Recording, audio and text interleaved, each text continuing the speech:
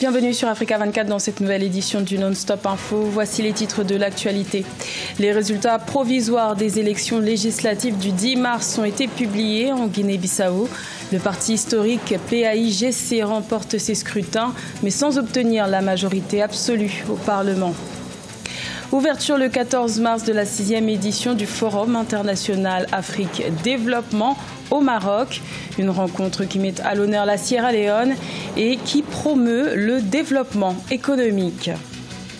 Et la production de phosphate est en berne en Tunisie. Elle enregistre une perte de 25% en un an, ce qui se répercute sur la compagnie des phosphates de Gafsa, un important employeur dans le pays. En Guinée-Bissau, les résultats provisoires des élections législatives du 10 mars ont été publiés. Ceci donne le Parti africain pour l'indépendance et la Guinée et du Cap-Vert vainqueur de ces scrutins, sans toutefois obtenir la majorité absolue. La prochaine étape est la formation d'un nouveau gouvernement. Un sujet de Marcel Farba-Maroun. La Commission nationale électorale de Guinée-Bissau a publié mercredi les résultats provisoires des élections législatives du 10 mars 2019. Le PAIGC, Parti africain de l'indépendance de la Guinée et du Cap-Vert, au pouvoir, arrive en tête, s'adjugeant 47 sièges sur les 102 que compte l'Assemblée nationale. Il est suivi par le MADEM, Mouvement pour l'alternance démocratique, qui obtient 27 sièges, et par le PRS, Parti de la rénovation sociale, qui en a obtenu 21. C'est la première fois que nous avons eu de tels résultats avec le PAIGC depuis 1994. Avec 47 députés, cela ne lui garantit pas toute la liberté ou bien, ne lui donne pas toute la garantie de gouverner tout seul. Le PAIGC remporte donc le scrutin sans majorité absolue au Parlement. Prochaine étape, il va falloir former un gouvernement grâce à des accords conclus mardi avec de plus petites formations politiques qui ont totalisé 7 sièges. Madame, qui est une dissidence du PAIGC et du PRS, de l'ex-président Koubayala, qui avait été la tête de liste de l'opposition. Maintenant, le problème qui se pose, c'est que ces deux ensemble commencent à contester les résultats qui ont été donnés, qui sont vraiment des résultats très courts par rapport à l'enjeu, par rapport aux attentes du PAIGC. Les élections législatives du 10 mars suscitent beaucoup d'espoir chez les populations bissau-guinéennes. Elles devraient contribuer à résoudre la crise que traverse le pays depuis le limogeage par le président Vaz en 2015 du Premier ministre de l'époque, Domingos Simoes Pereira, chef du PAIGC. Ces résultats devront être validés par la Cour suprême. Les travaux de la 6e édition du Forum international Afrique Développement ont débuté ce jeudi 14 mars à Casablanca, au Maroc. Cette rencontre constitue une plateforme de référence en faveur de la promotion des investissements et du commerce intra-africain. L'édition 2019 met à l'honneur la Sierra Leone. Reportage de notre envoyé spécial au Maroc, Sadou Alizé Mokhtar. Le thème « Quand l'Est rencontre l'Ouest » que s'est ouvert ce 14 mars à Casablanca au Maroc, la 6e édition du Forum international Afrique Développement. Cette grande messe des décideurs politiques et investisseurs africains met à l'honneur la Sierra Leone. Le FIAD 2019 se veut une plateforme de référence en faveur du dialogue, de la promotion des investissements et du commerce intra-africain. Un tel événement montre à l'évidence l'engagement du groupe Attijari Wafa qui a donné une opportunité aux hommes d'affaires du continent de se rencontrer, partager les projets et créer une valeur ajoutée pour les investissements au sein de notre continent. L'édition 2019 du Forum international Afrique Développement a mis en place un marché de l'investissement avec 8 pays à l'honneur. Une scène dédiée à une présentation dynamique à travers une série d'entretiens de porteurs de projets publics et privés adressés à des potentiels investisseurs. La question de l'approfondissement de l'intégration régionale, le développement des infrastructures, en particulier du triptyque énergie, transport, logistique, à travers le renforcement du cadre PPP, le passage d'une agriculture de subsistance à une agriculture business, la question du financement ou encore le développement d'un modèle de croissance inclusive. Des représentants politiques, gouvernementaux, des présidents de chambres de commerce et des agences de promotion des investissements et autres opérateurs économiques engagés en Afrique ont répondu présents à ce rendez-vous organisé par le Club Afrique Développement du groupe Attijari Wafa Bank. Ce forum qui est né en 2010 a rassemblé depuis sa création plus de 7500 opérateurs de 36 pays et généré plus de 17 000 réunions B2B. Les startups d'Afrique centrale à fort potentiel en termes de sécurité et de défense étaient réunies le 13 mars à Yaoundé au Cameroun à l'initiative de l'entrepreneur camerounais William Elong, créateur de la start-up Drone Africa. Le but de cette rencontre était de présenter aux forces armées de la sous-région les nouvelles opportunités offertes par le numérique.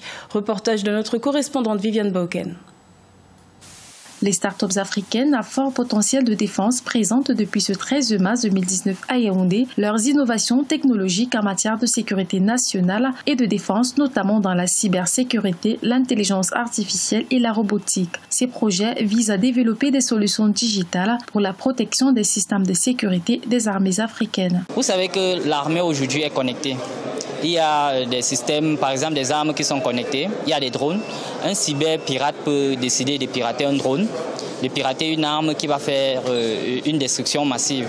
Et notre antivirus vient donc intervenir parce qu'il permet de détecter les cyberattaques contre les gouvernements, les infrastructures, les startups, des entreprises, toute personne possédant un ordinateur ou un smartphone. Aujourd'hui, la digitalisation des systèmes de sécurité des armées africaines a contribué à améliorer leurs performances. C'est par exemple le cas de la police scientifique de la gendarmerie nationale du Cameroun qui, grâce à ses équipements numériques, peut désormais détecter des particules insoupçonnables lors de la réalisation des autopsies.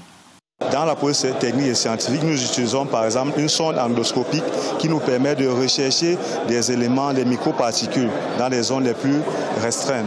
Nous avons également cette sonde qui nous permet, lorsqu'on a une autopsie, par exemple, de fouiller peut-être si c'est des traces, des balles dans le corps ou dans le cerveau de quelqu'un, sans toutefois endommager le corps.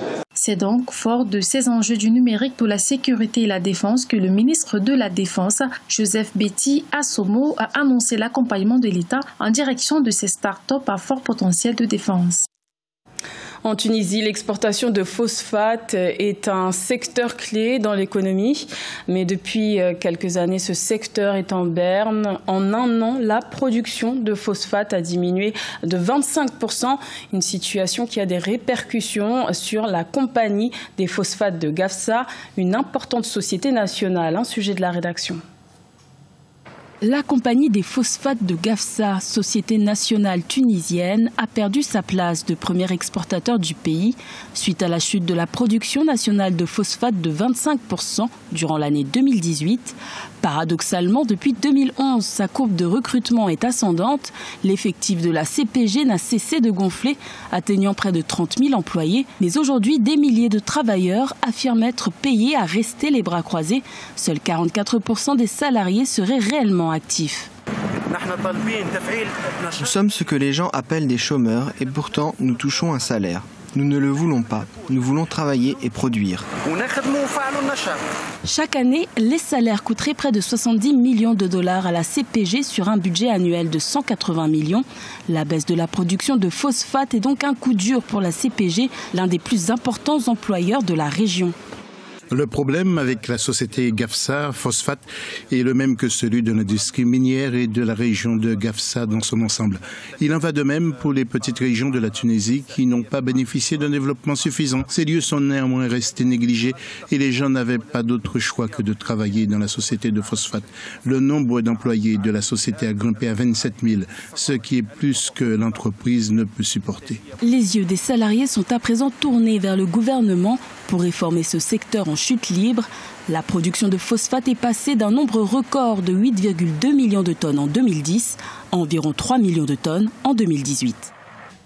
Le crash du Boeing 737 MAX d'Ethiopian Airlines, qui a fait 157 victimes le 10 mars en Éthiopie, a secoué le monde entier. Le constructeur aéronautique Boeing, mis en cause dans cette affaire, entend déployer une équipe technique sur les lieux du crash pour faire la lumière sur les circonstances du drame.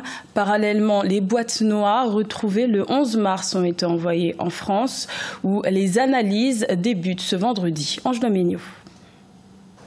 Boeing enquête de réponse sur les raisons du crash d'Ethiopian Airlines. Pour faciliter les enquêtes menées dans le cadre de cette affaire, le constructeur américain annonce l'envoi d'une équipe technique sur les lieux du crash dans le sud d'Addis Abeba. Leur intervention devrait permettre d'analyser les données récupérées dans le poste de pilotage afin d'en tirer une conclusion.